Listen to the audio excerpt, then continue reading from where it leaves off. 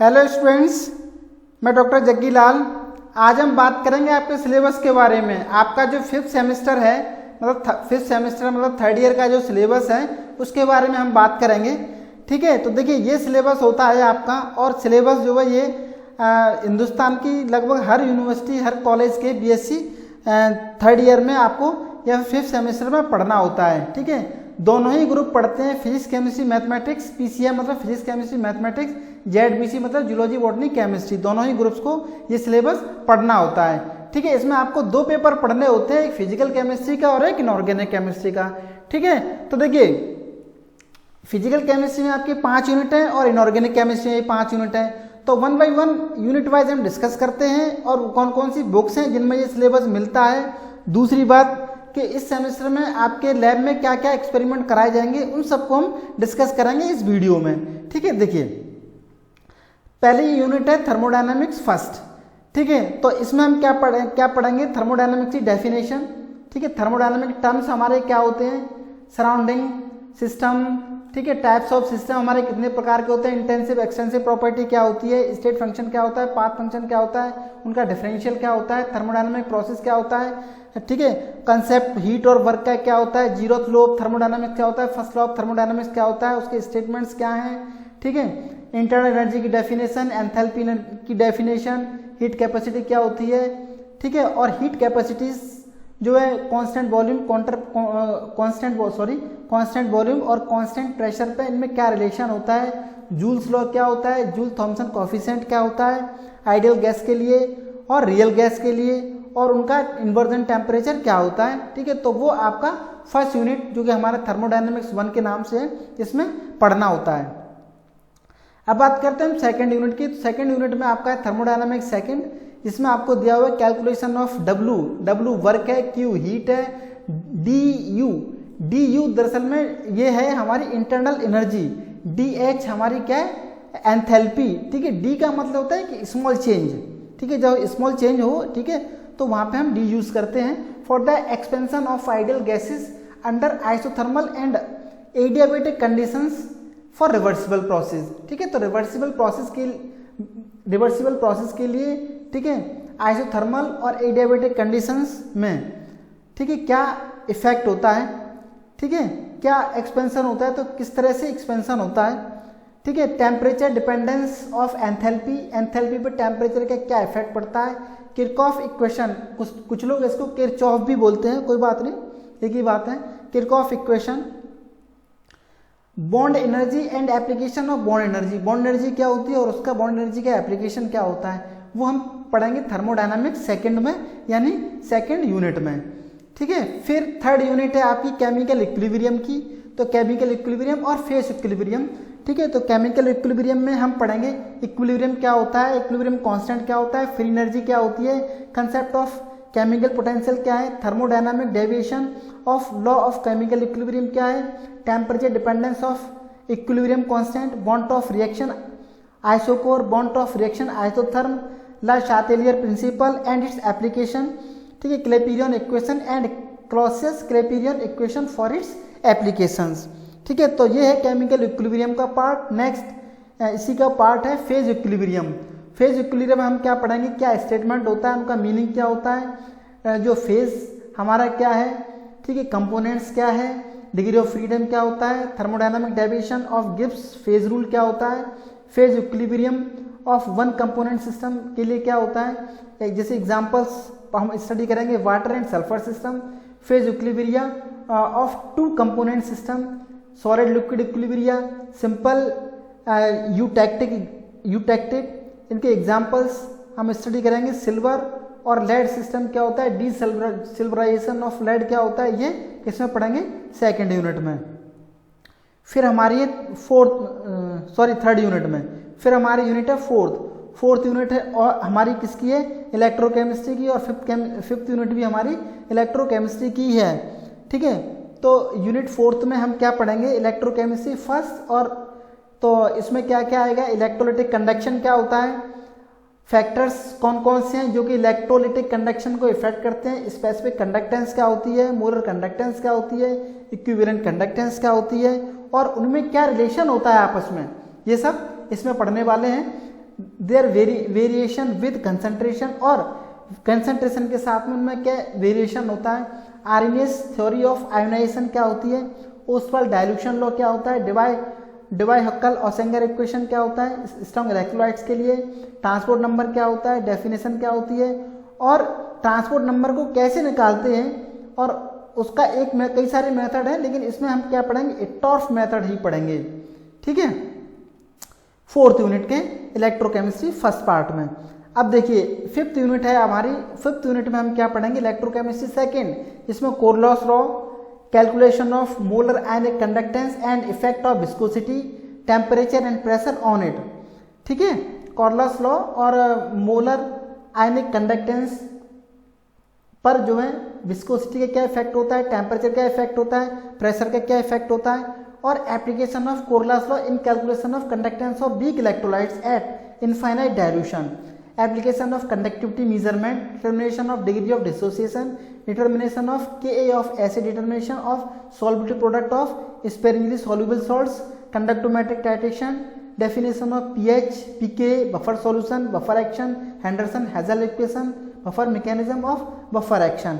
ठीक है, क्या pH होता है, कंडक्टोमेट्रिक टाइट्रेशन क्या होता है, pK वैल्यू कैसे निकालते हैं, बफर क्या होती है, बफर सॉल्यूशन क्या होता है, बफर एक्शन क्या होता है, एंडरसन हेजल इक्वेशन क्या होता है, बफर मैकेनिज्म क्या होती है बफर एक्शन के लिए। ठीक है, तो ये आपकी 5 यूनिट का सिलेबस है। अब हम बात करते हैं वो कौन कौन सी किताबें हैं जिनमें ये सिलेबस मिल जाता है। तो देखिए यहाँ पे हमने क्या 4 किताबें दी हुई हैं, आपको सजेस्ट की हुई हैं। तो पहली हमारी किताब है एटकिंस की, Atkins physical chemistry by Peter Atkin, JD पॉला, James killer, ये ऑक्सफोर्ड यूनिवर्सिटी प्रेस की बुक होती है और एक स्टैंडर्ड बुक है। ठीक है, तो इसके बाद से दूसरी बुक होती है हमारी फिजिकल केमिस्ट्री की, जो कि पुरी शर्मा एंड पठानिया के नाम से है। ठीक है, BR पुरी इसके ऑथर हैं, LR शर्मा और MS पठानिया इसके ऑथर हैं। ये विशाल पब्लिशिंग कंपनी है। ठीक है, तो वहाँ की है ये।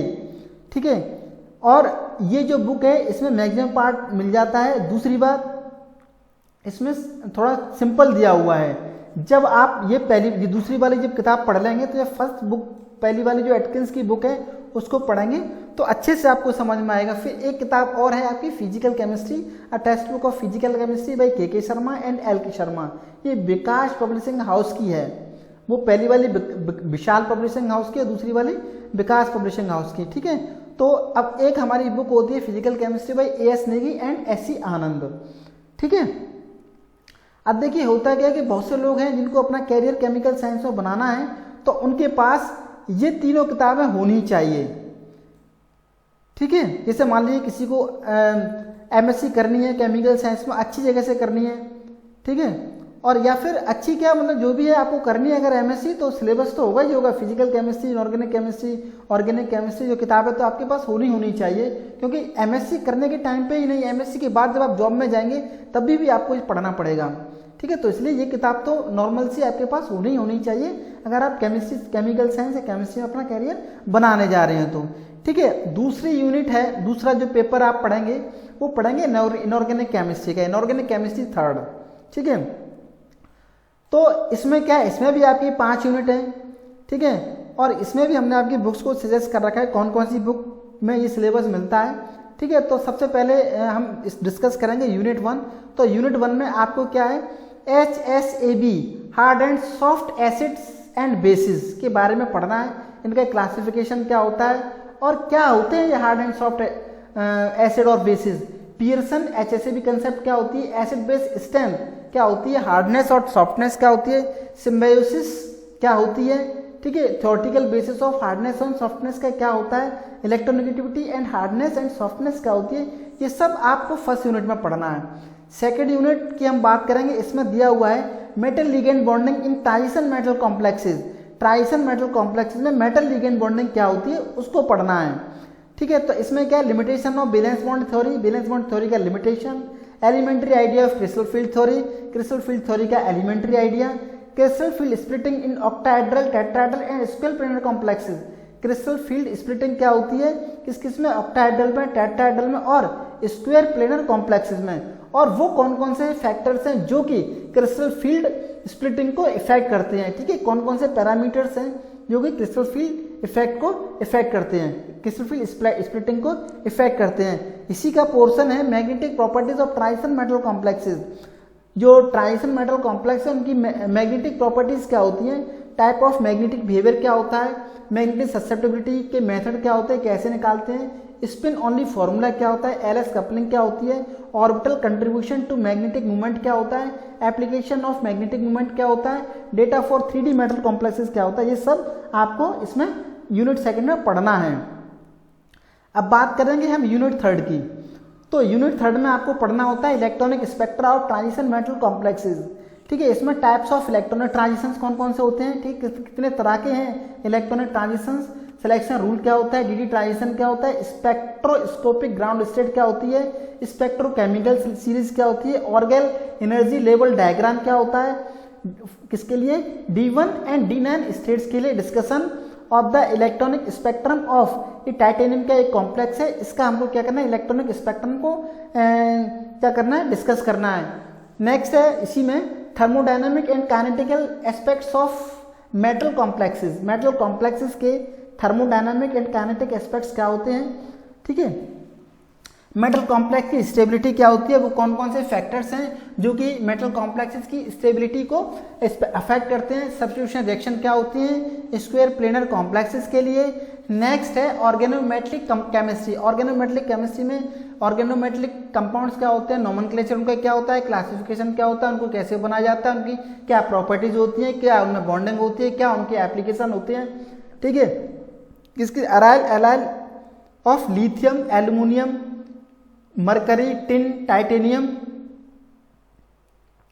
और मेटल इथाइलिनिक कॉम्प्लेक्स क्या होते हैं, होमोजीनियस हाइड्रोजनेशन क्या होती है, mononuclear carbonyl and nature of bonding in metal carbonyls क्या होती है, मोनोन्यूक्लियर कार्बोनाइल्स कौन से होते हैं, और nature of bonding metal carbonyls हैं उनमें बॉन्डिंग का नेचर क्या होता है, वो फोर्थ यूनिट यानी ऑर्गेनोमेटलिक केमिस्ट्री में पढ़ना होता है।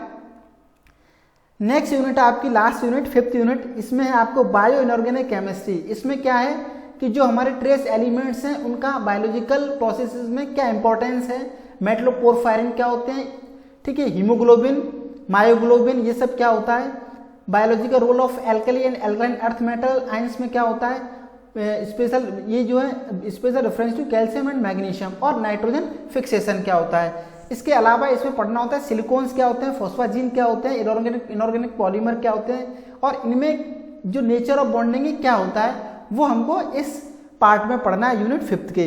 अब हम बात करते हैं वो कौन सी बुक है जिनमें ये मिलता है। तो देखिए जो भी कोऑर्डिनेशन केमिस्ट्री का पार्ट है वो एफ ए कॉटन की बुक है, basic inorganic chemistry bye F A cotton Wilkinson, ठीक है, ये विले का है, विले की बुक है, इसमें मिल जाता है। एक कंसाइज इनऑर्गेनिक केमिस्ट्री के नाम से जेडी ली की है, उसमें भी ये पोर्शन मिलता है। एक ये models concept of models inorganic chemistry B Douglas, ये जो डगलस डैनियल एंड अलेक्जेंडर के नाम से जॉन बिली की बुक है, इसमें भी मिलता है, ठीक है। और एक मिसलर एंड टार के नाम से बुक है, इसमें भी ये पोर्शन मिलता है। एक हुई की बुक है इनऑर्गेनिक केमिस्ट्री बाय जेई हुई, ठीक है, तो इसमें भी मिलता है। इसके अलावा एक बुक मैंने आपको फिजिकल केमिस्ट्री में बताई थी, पुरी शर्मा एंड पठानिया, तो उन्हीं ऑथर्स में दो ऑथर है, पुरी शर्मा और उनके साथ एक और ऑथर हो गया, ऐड हो गया, कालिया, ठीक है। तो पुरी शर्मा एंड कालिया की बुक है जिसमें कि इनऑर्गेनिक वाला पोर्शन मिलता है। अब हम बात करते हैं कि इनऑर्गेनिक जो इसमें जो कौन कौन से एक्सपेरिमेंट होंगे, ठीक है, लैब में, वो उसके बारे में हम डिस्कस करते हैं। देखिए जो हमारे एनाइन और कैटाइन है उनकी एनालिसिस है, ठीक है, कौन C analysis, semi micro analysis है, ठीक है। इनका एक मिक्सचर मिलता है, उसमें हमको बताना होता है कि भाई कौन कौन से इसमें एनाइंस हैं और कौन कौन से इसमें कैटाइंस हैं। फिर जो हमें क्या करना है, एक वीएल, देखो जो पहला वाला है एनालिसिस वाला, इसमें कई सारे एक्सपेरिमेंट बन सकते हैं, ठीक, कई सारी एक्सरसाइज बन सकती हैं अलग अलग कैटाइंस और एनाइंस को लेके, ठीक है। फिर है एक to verify Beer Lambert law for potassium permanganate और पोटेशियम डाइक्रोमेट के लिए इनकी कंसंट्रेशन कैसे डिटरमाइन करते हैं potassium permanganate potassium dichromate solution में, ठीक है। फिर है iodine, distribution of iodine between water and carbon tetrachloride, ठीक है, वाटर और कार्बन टेट्राक्लोराइड का जो मिक्सचर है उसमें आयोडीन का डिस्ट्रीब्यूशन किस तरह से होता है वो पढ़ना रहता है। To determine the strength of a given acid, किसी भी एसिड की, किसी भी गिवन एसिड की स्ट्रेंथ हमको निकालनी है कंडक्टोमेट्रिकली यूजिंग द एल्कली सॉल्यूशन। ठीक है, एल्कली सॉल्यूशन को यूज करके, एल्कली सॉल्यूशन और कंडक्टोमीटर को यूज करके किसी भी एसिड की स्ट्रेंथ कैसे निकालनी है वो यहाँ पर आपको करना है। ठीक है, नेक्स्ट है to determine the solubility and solubility of a sparingly soluble electrolyte conductometrically. तो जो सॉल्युबल और जो है स्पेरेंजियली सॉल्युबल जो इलेक्ट्रोलाइट्स हैं उनकी जो है सॉल्युबिलिटी निकालनी है यूजिंग द कंडक्टोमीटर। फिर इसके बाद है to study the saponification of ethyl acetate conductometrically. तो इथाइल एसीटेट का सपोनिफिकेशन स्टडी करना है यूजिंग कंडक्टोमीटर। फिर उसके बाद है to determine the ionization constant of a weak acid. किसी भी वीक एसिड का आयोनाइजेशन कांस्टेंट निकालना है कंडक्टोमीटर को यूज करके। फिर है टू टाइटेट पोटेंशियोमेट्रिकली, पोटेंशियोमीटर हमको यहाँ यूज करना है the given ferrous ammonium sulphate solution using potassium permanganate and potassium dichromate as titrant and calculate the redox potential of Fe2 positive और Fe3 positive systems on the hydrogen scale. तो ये हमारे क्या है एक्सपेरिमेंट्स हैं जो कि आपको 5th सेमेस्टर में करने होंगे। ठीक है, तो देखिए जितना भी आपका फिजिकल का और इनऑर्गेनिक का जो सिलेबस है इन सबकी वीडियो मैं 1 बाय 1 अपने चैनल पर देने वाला हूँ। ठीक है, तो आप मेरे चैनल पर सब्सक्राइब कीजिए, मेरे चैनल से जुड़िए, मेरे से जुड़िए।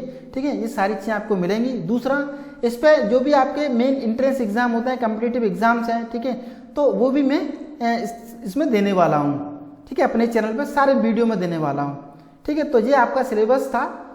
ठीक है, चलिए।